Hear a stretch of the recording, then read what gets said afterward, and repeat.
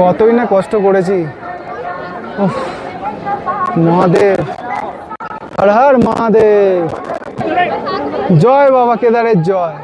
আজ আমরা যাব 4 ধামের এক ধাম পঞ্চ কেদারের মেন কেদার আর 12 জ্যোতির্লিঙ্গের অন্য জ্যোতির্লিঙ্গ শ্রী কেদারনাথ ধামে। এখানে পৌঁছানো সহজ না, দীর্ঘ 22 কিলোমিটারের ট্রেক, কখনো ঠান্ডা হাওয়া আবার কখনো বৃষ্টি, সব প্রতিকূলতাকে কাটিয়ে, সব বাধা বিপত্তিকে কাটিয়ে আমাদের কেদারনাথ পৌঁছানো।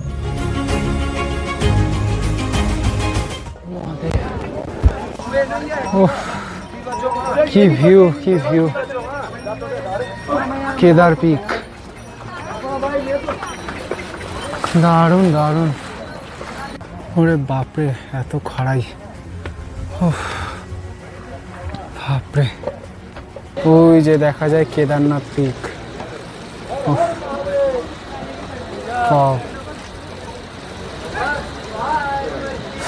এখন ঘড়ির কাঁটায় বাজে 12টা 5, আর আমাদেরও 12টা 5 বেজে গিয়েছে।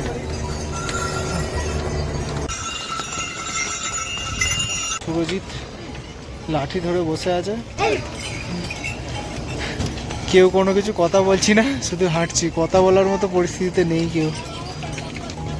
আমরা এই ট্রেকটি করেছিলাম অক্টোবর মাসে। হয়তো ভিডিওটা এডিট করতে অনেকটাই দেরি হয়ে গেছে, কিন্তু যারা পরবর্তীতে কেদারনাথ ট্রেক করবেন আশা করছি এই ভিডিওটা তাদের অনেকটাই হেল্প করবে। চলুন তাহলে শুরু করি আজকের যাত্রা, শ্রী কেদারনাথ যাত্রা। পঞ্চকেদার নিয়ে প্রচলিত প্রধানত মহাভারতের পাণ্ডবদের সাথে যুক্ত। কুরুক্ষেত্রের যুদ্ধের পর পাণ্ডবরা গোত্র হত্যা এবং গুরুজন ও ব্রাহ্মণদের হত্যা করে মহাপাপ করেছিলেন। এই পাপ থেকে মুক্তি পেতে তারা ভগবান শিবের খোঁজে বেরিয়ে পড়েন। পাণ্ডবরা প্রথমে কাশীতে যান, কিন্তু ভগবান শিব এই পাণ্ডবদের দর্শন দিতে রাজি ছিলেন না। তাই তিনি সাররূপ ধারণ করে গুপ্তকাশীতে গাড়োয়াল অঞ্চলে লুকিয়ে পড়েন।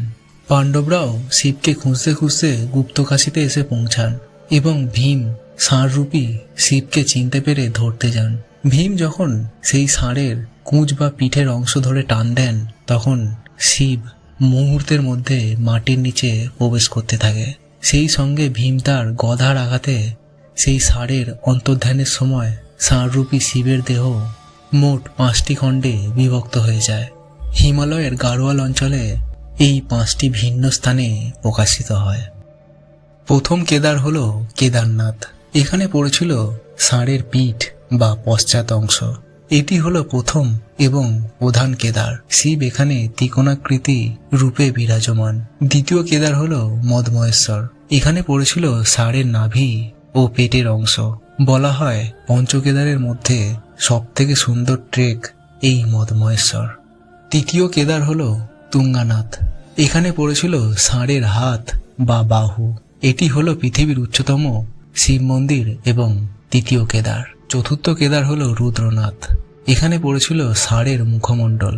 এই স্থানে শিবের মুখাকৃতি বিশিষ্ট রুদ্রশিলা পূজিত হয়। আর এটাই হলো পঞ্চকেদারের মধ্যে সবথেকে কঠিন ট্রেক, এই রুদ্রনাথ। পঞ্চম কেদার হলো কল্পেশ্বর। এখানে পড়েছিল ষাঁড়ের জটা বা মাথার চুল। এটি পঞ্চম কেদার এবং এখানে যাত্রা তুলনামূলকভাবে সহজ।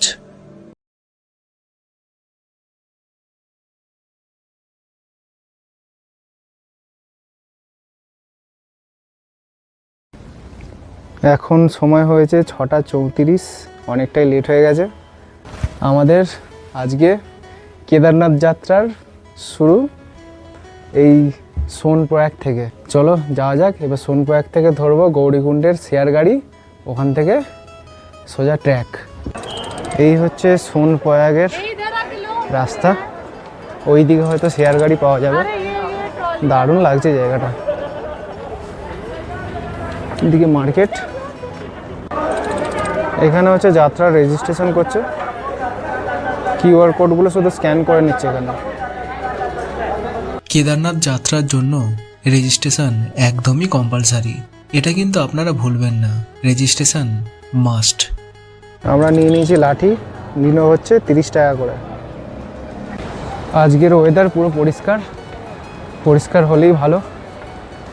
এই ট্রেকটা করছি আমরা অক্টোবর মাসের ফার্স্ট উইকে। বর্ষার শেষে তখন এই সুন্দর ওয়েদার পাওয়া যায়।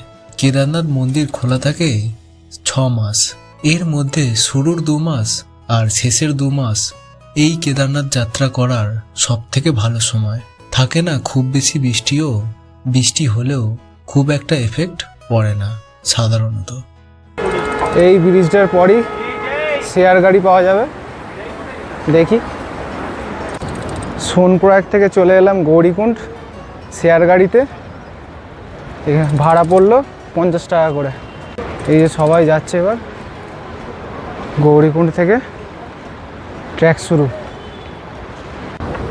এখানে ড্রাই ফ্রুটস, ফল আরও অনেক কিছু বিক্রি হচ্ছে, চাইলে হালকা ফুলকা খেয়ে বেরোতে পারেন। এখানেও ক্লক রুম আছে, চাইলে এখানেও রাখতে পারেন। আমরা তো রেখে এসেছি হোটেলে। আমরা নিয়ে নিয়েছি এখন ম্যাগি, সকাল থেকে কিচ্ছু খেয়ে নেই। এখানে ঘোড়া পাওয়া যাচ্ছে, চাইলে ঘোড়াতেও যেতে পারেন। ঘোড়া বা খচ্চরেও এখানে যেতে পারেন, তার ভাড়া পড়বে 2 থেকে 3,000 টাকা। তবে যারা একদমই যেতে পারবেন না, বয়স্ক যারা আছেন, তাদেরই রেকমেন্ড করব। আমার মতে নিজে পায়ে হেঁটে যেতে পারলে সেটাই সব থেকে ভালো, কারণ অবলা প্রাণীদের কষ্ট না দেওয়াই ভালো। বাকিটা পুরোপুরি নিজের শারীরিক আর মানসিক ক্ষমতার উপর নির্ভর করছে। কেদারনাথের রাস্তার অবস্থা, চারিদিকে শুধু নোংরা, যাবে কোথায়? ঘোড়া আর মানুষ সব একই রাস্তা দিয়ে যাচ্ছে, এত জ্যাম। Shri Kedarnath 15.5 kilometre, Jungle Chatti 3.5 kilometre. আমাদের যাত্রা শুরু হয়েছে গৌরীকুণ্ড থেকে, আর এই জায়গাটা হলো গৌরীকুণ্ডের গেটওয়ে। এখান দিয়েই আমাদের মেন কেদারনাথের ট্রেক শুরু বলা চলে। গৌরীকুণ্ড থেকে কেদারনাথ মন্দিরের দূরত্ব অফিসিয়ালি 15 কিলোমিটার, কিন্তু আনঅফিসিয়ালি প্রায় 20 থেকে 22 কিলোমিটারের পথ। ঠিকঠাক হাঁটলে 5 থেকে 6 ঘন্টা লাগে, কিন্তু একটু স্লো হাঁটলে কম করেও 6 থেকে 8 ঘন্টা তো লাগবেই। আর ঘোড়া বা খচ্চরে গেলে কম বেশি 4 থেকে 5 ঘন্টা লাগে। ওই দেখা যায় হিমালয়ের রেঞ্জ। ওয়াও, ওই যে দেখা যায় পিক। ওয়াও। মদমহেশ্বর আর বুড়া মদমহেশ্বর ট্রেক করে আজ টানা 3-4 দিন ধরে আমরা ট্রেক করছি। ওটা নামায় প্রায় 50 কিলোমিটার হয়ে গেছে। এমনিও শরীরের অবস্থা খুব একটা ভালো ছিল না। আজ আবার কেদারনাথ ট্রেক, ওটা নামায় প্রায় 50 কিলোমিটার, প্রায় 100 কিলোমিটার ট্রেক করছি টানা 3-4 দিন ধরে। জানি না কতটা শরীর সাথ দেবে। মহাদেবের কাছে এতটা আসতে পেরেছি যখন, আর একটুখানি তো যেতেই পারবো। ব্যাস এইটুকুই মহাদেব আমাদের সাথ দিক, তাহলেই হবে।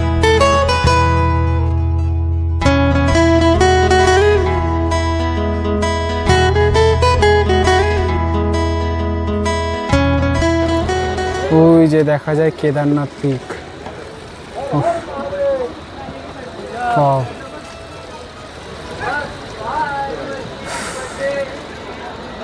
ভাবতেও অবাক লাগে, ঠিক এই পথ দিয়েই পঞ্চ পাণ্ডবরা মহাদেবের দর্শন পাওয়ার জন্য হেঁটেছিলেন। আজও আমরা সেই পথেই মহাদেবের দর্শনের জন্য এগিয়ে যাচ্ছি।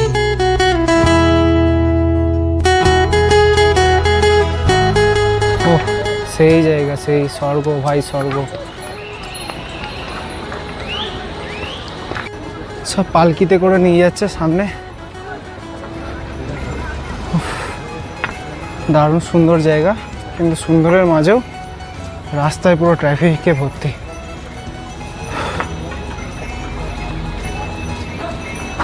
এত ক্লান্তির পথে এই দৃশ্য দেখলে পুরো ক্লান্তি যেন দূর হয়ে যায়।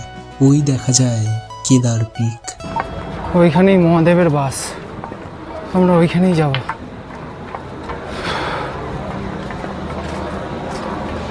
22 কিলোমিটার ট্রেকে এই সবে 8 থেকে 9 কিলোমিটার এসে পৌঁছেছি, এখনো পথ অনেক বাকি।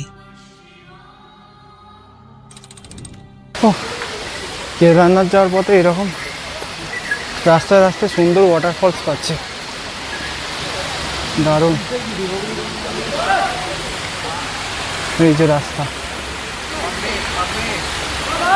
এই ঝর্ণার পাশে এরকম সুন্দর রেনবো উঠেছে। ওহ, দারুণ দারুণ।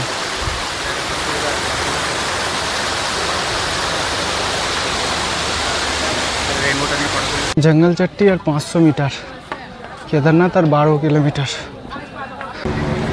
মধুমহেশ্বরের মতো অতটা ইয়ে না, কিন্তু রাস্তাটা কঠিন, রাস্তাটা ভালো না খুব একটা।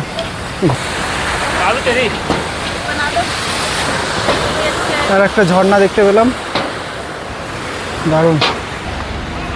এখনো অবধি তো মোটামুটি ঠিকই আছে রাস্তা, কিন্তু আমাদের যেহেতু টানা ট্র্যাক করছি, পায়ে প্রচুর সমস্যা হচ্ছে,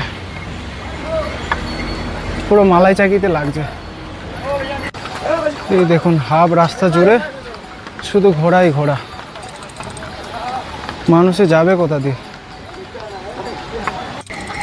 এখনও আমাদের এখান থেকে 11 কিলোমিটার যেতে হবে। ম্যাপে দেখাচ্ছে 3.5 ঘন্টা, মনে হচ্ছে 4.5 ঘন্টার ওপরে লেগে যাবে। এখনও 11 কিলোমিটার। এখন ঘড়িতে বাজে, বেরিয়েছিলাম হচ্ছে গৌরীকুণ্ড থেকে 7:10-15, এখন বাজে হচ্ছে 10:15। আমাদের অবস্থা এখন শোচনীয়, খুবই শোচনীয়। এখানে পকোড়া 50 টাকা প্লেট আর 2টো সিঙ্গাড়া 50 টাকা। সময় ঘড়ি তখন সকাল 10:30। এখনো আমাদের অনেকটা পথ যেতে হবে। মনে মনে হর হর মহাদেবের ধ্বনি দিয়ে এগিয়ে যাচ্ছি কেদারনাথের পথে। কোথাও এত সৌন্দর্য যে খানিকটা দাঁড়িয়ে যেতে ইচ্ছা করবে, আবার কোথাও এমন ওয়াটারফলস যা আপনাকে ছবি তুলতে বাধ্য করবে। প্রতিটা মোড়েই যেন খুলে যাচ্ছিল এক সৌন্দর্যের ঠিকানা। এমনই হচ্ছে এই কেদারনাথের ট্রেক। তবে বলে রাখি, আমরা ট্রেক করার সময় কোনো জলই কিনে খাইনি। জায়গায় জায়গায় এই রকমের ওয়াটারফলসের জল আমরা খেয়েছি, কারণ এর থেকে ভালো ওয়াটার সোর্স আর কোথাও আছে কি আমার জানা নেই।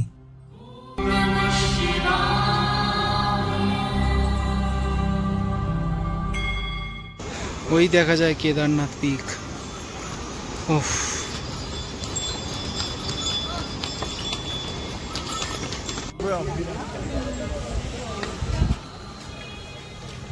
এখন আমরা আছি ভীমবালিতে। এখান থেকে ঘোড়া যাওয়ার রাস্তা আর আমাদের ট্রেক করার রাস্তা আলাদা হয়ে যায়। এই হলো ঘোড়ার যাওয়ার রাস্তা। যেখানে যেগুলো দেখা যাচ্ছে ওইখান দিয়ে যেতে হবে। ওই যে লোক যাচ্ছে,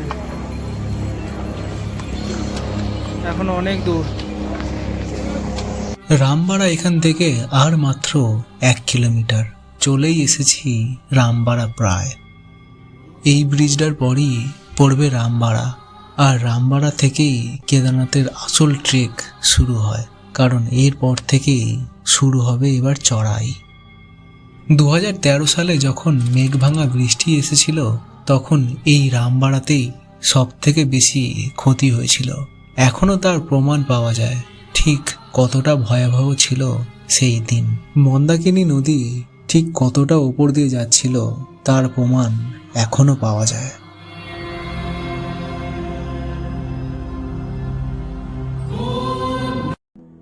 কেদারনাথ আর 8 কিলোমিটার।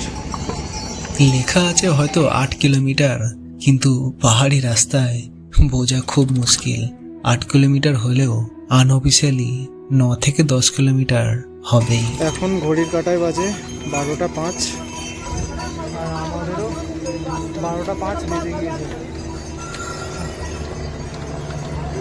সুরজিৎ লাঠি ধরে বসে আছে,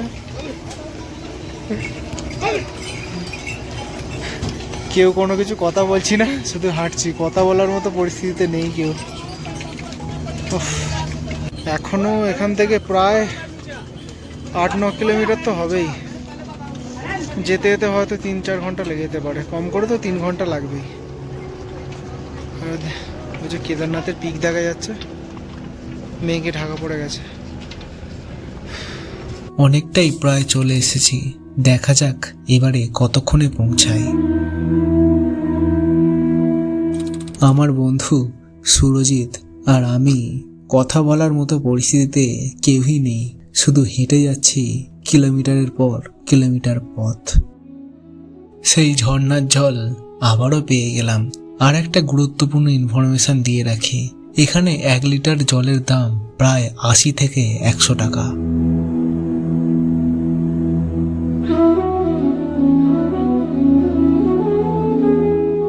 ঘড়িতে তখন দুপুর 1:15।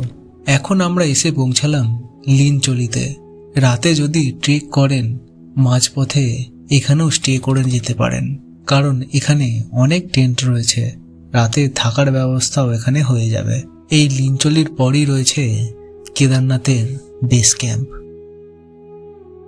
পাহাড় চলছে না, যা চলছি পুরোটাই লাঠির সাপোর্টে, কিন্তু এখনো যে আমাদের 5 থেকে 6 কিলোমিটার আরও যেতে হবে। হাল ছাড়লে হবে না, বাবার নাম নিয়ে এগিয়ে যেতে হবে। এখান থেকেও হেলিকপ্টার ছাড়ে। উফ, কি দৃশ্য!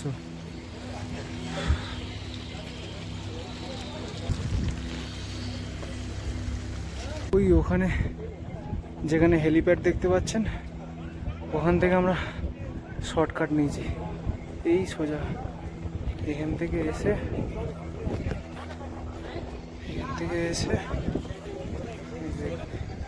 ঘড়ির কাঁটায় তখন দুপুর 2:10। এখনো এখান থেকে বেস ক্যাম্প 2.5 কিলোমিটার, আর কেদারনাথ মন্দির এখনো এখান থেকে প্রায় 4 কিলোমিটার। লিনচলি পার করার পর যেন হঠাৎ করেই মেঘে চারিদিক ঢেকে গেল। পাহাড়ের প্রকৃতি যে কত তাড়াতাড়ি তার রূপ বদলাতে পারে তা সবার জানা। ঘড়ির কাঁটায় তখন প্রায় 2:45। কেদারনাথের বেস ক্যাম্পের খুব কাছেই চলে এসেছি এবার। কেদারনাথ মন্দির আর মাত্র 3 কিলোমিটার।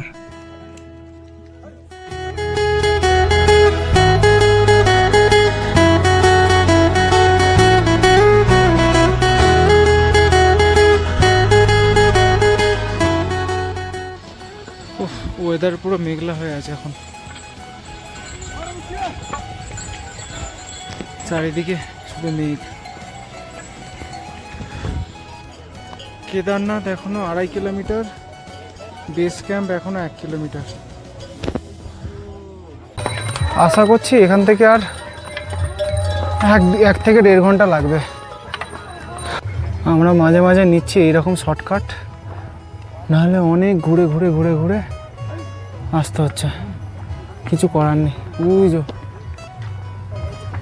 ওইখান দিয়ে উঠবো।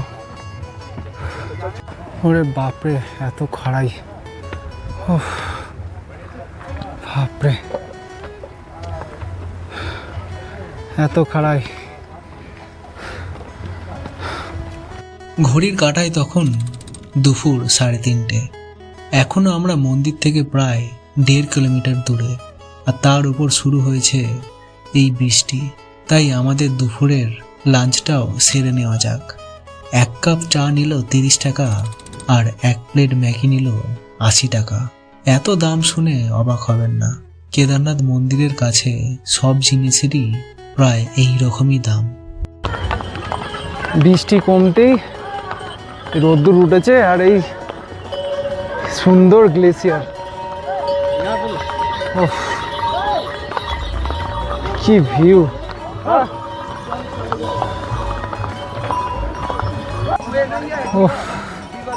কি ভিউ, কি ভিউ! কেদার পিক, দারুণ দারুণ, অসাধারণ। বাঁচা গেল ঘোড়া স্টপেজ এখানে, সামনের দিকে। কোথায় চলে এলাম, স্বর্গে স্বর্গে। শেষ 1.5 কিলোমিটার ঘোড়াপাড়াও পার করার পর দেখলাম কেদার পিক। বরফে ভরা বিশাল গ্লেসিয়ারটা তখন বিকালের নরম রোদে ঝিলমিল করছে।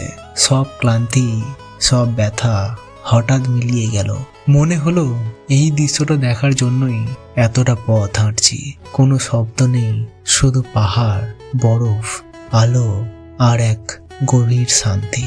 এই তো চলেই এসেছি কেদারনাথ মন্দির, ব্যাস আর কিছুটা পথ।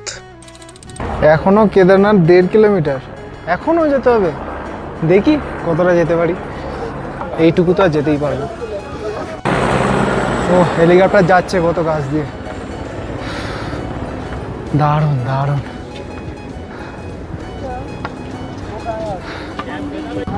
আমরা চলে এসেছি মন্দিরের অনেক কাছে, পাহাড়টা দেখে বুঝতেই পারছেন।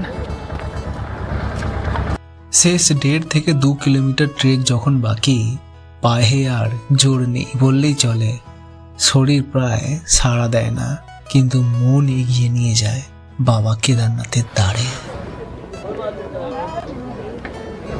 হর হর মহাদেব। ওই দেখা যায় বাবার চূড়া। जय शिव शंभु, जय हो केदार बाबा की जय, জয় বাবা কেদারনাথের জয়। এই যে কেদারনাথের হেলিপ্যাড, এখানে একটা দুর্ঘটনা হয়ে গেছে হয়তো অনেক দিন আগে।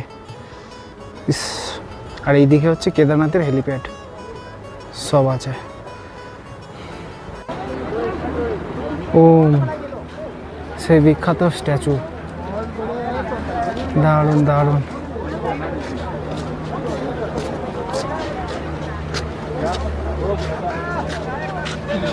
22 কিলোমিটার ট্রেক করে যখন প্রথমবার কেদারনাথ মন্দির চোখে পড়ল, তখন সব কষ্ট, সব যন্ত্রণা, সব কোথায় চলে গেল আমি নিজেও জানি না। আর একটা কথা মনে পড়ে গেল, 2 বছর আগেও একবার সুযোগ এসেছিল, কিন্তু শেষ মুহূর্তে আমার হাত ভেঙে যাওয়ায় আর সেবারে কেদারনাথ মন্দির যাওয়া হয়নি। তখনও বুঝিনি, হয়তো তখন সময়টা আমার আসেনি, হয়তো বাবার ডাক তখন আসেনি। কেদারনাথ এমন একটা জায়গা, ইচ্ছে করলেই যে যাওয়া যায় না, যখন বাবা ডাকেন তখনই যাওয়া যায়। এমনকি এই বছরও ট্রেনের টিকিট কনফার্ম হচ্ছিল না, ওয়েটিং লিস্টেই ছিল। সময় তখনও এগিয়ে যাচ্ছে, মনে হচ্ছিল এবারও আর হয়তো যাওয়া হবে না। তবু শেষ ভরসায় তৎকাল কাটলাম, আর অবিশ্বাস্যকরভাবে টিকিটও পেয়ে গেলাম। হয়তো সেটাও নিজের জোরে না, বাবা চেয়েছিলেন বলেই সেই তৎকাল টিকিটও পেয়েছিলাম। এখানে পৌঁছানোর রাস্তা সহজ ছিল না, দীর্ঘ ট্রেক, ঠান্ডা হাওয়া, কখনো বৃষ্টি, আবারও কখনো ক্লান্ত শরীর। সমুদ্রপৃষ্ঠ থেকে 11,755 ফুট উচ্চতায় হিমালয়ের কোলে এই কেদারনাথ মন্দির। 4 ধামের এক ধাম, পঞ্চ কেদারের প্রথম কেদার আর মেন কেদার, আর 12 জ্যোতির্লিঙ্গের এক জ্যোতির্লিঙ্গ শ্রী কেদারনাথ ধাম। কতই না কষ্ট করেছি। উফ, মহাদেব, হর হর মহাদেব, জয় শিব শম্ভু, ওম নমঃ শিবায়, জয় বাবা কেদারনাথের জয়, জয় বাবা কেদারের জয়। উফ, কতই না কষ্ট করেছি মহাদেবের কাছে আসার জন্য। এটা লাস্ট। হর হর মহাদেব, জয় শ্রী কেদার।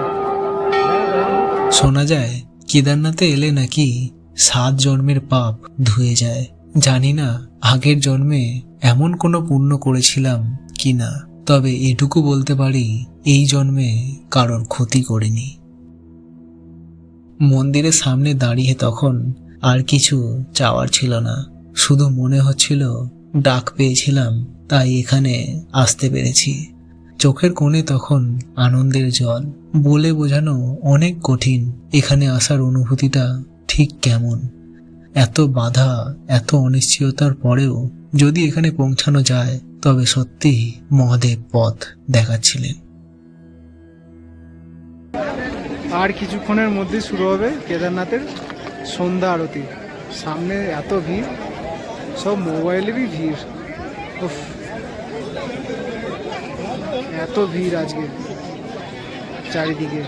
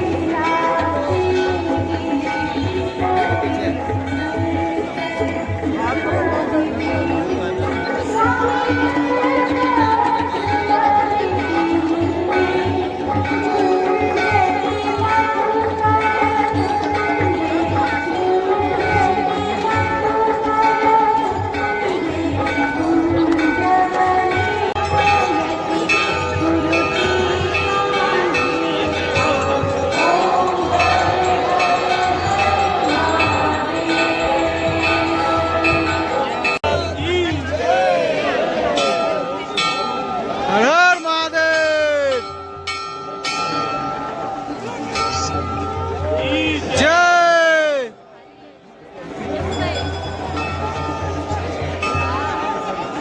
মহাদেব।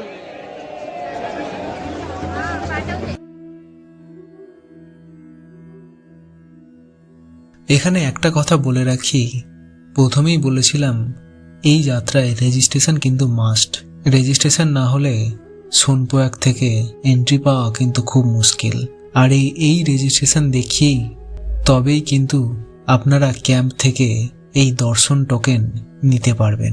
এই ক্যাম্পগুলি মন্দিরের কাছেই বসে, আর যেদিন টোকেন নেবেন সেদিনই দর্শন করতে হবে এর কোনো মানে নেই। এটা 24 ঘন্টা ভ্যালিড থাকে।